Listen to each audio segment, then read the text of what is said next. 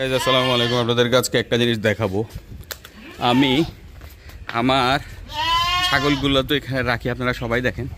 তবে একটা ছাগলকে আমি ছাড়ছিলাম বাহিরে, আপনারা যদি দেখেন সুন্দরভাবে দেখাই একটু।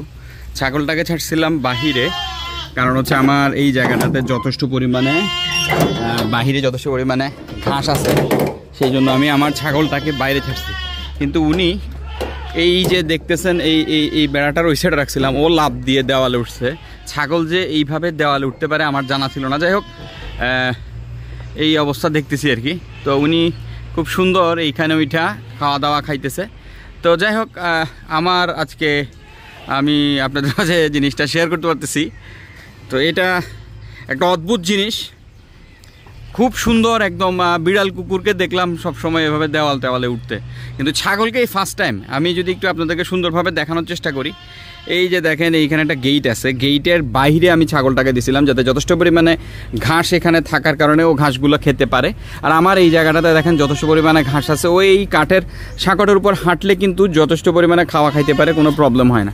কিন্তু সে বাহির থেকে এত বড় একটা স্পেস কেমনে লাভ দিয়ে সে এই জায়গাটাতে উঠলো, আনবিলিভেবল। আমি জানি না সেটা কেমনে সম্ভব হয়েছে, বাট সামহাউ সে উঠে গেছে এবং সে খুব সাবলীলভাবে দেখা যাচ্ছে যে কি বলে, এইখানে আমাদের একটা কি বলে পেয়ারা গাছ আছে, পেয়ারা গাছের পাতা খাইতেছে এবং নিচে আমার গার্ডরা যথেষ্টভাবে পাহারা দিচ্ছে এবং নিঃস্বার্থভাবে দিচ্ছে তারা পাহারাটা। তো খাক, খেয়ে যাও জয়া, তুমি খাও, সমস্যা নেই। ওর নাম জয়া, সবাই একটু ভালো মতো দেখেন। এবং আমার মনে হয় হোপফুলি সে ওই জায়গা থেকে নামবে, কারণ হইলো এদের একটা গ্রুপ আছে। আমি আপনাদেরকে একটু ভালো করে যদি দেখাই, এই তো চলে আসছে অলরেডি সব নামি। তো এটাকে আমি হরিণের বাচ্চা বলি, মাশাল্লাহ। আমার সে এক সময় এটার উপর দিয়েও জাম্প করে আসছিল। তো যাই হোক, আমি আর ওকে কিছু আপনাদেরকে ডিস্টার্ব করবো না, বলবো জাস্ট বলতে চাই এতটুকুই যে হরিণ যে ছাগল।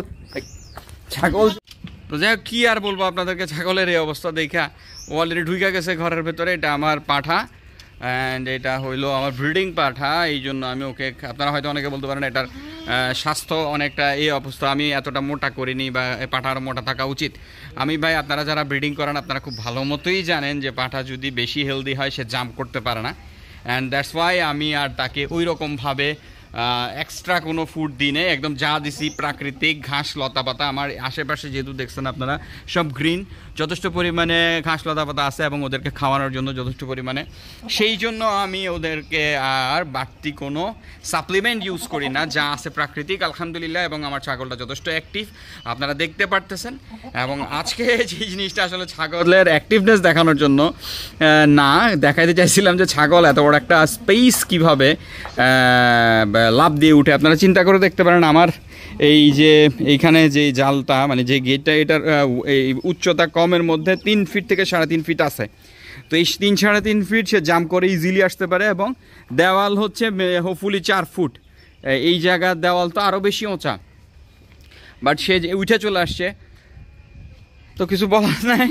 আজ এই পর্যন্তই, সবাই ভালো থাকবেন। আসসালামু আলাইকুম ওয়া রাহমাতুল্লাহ।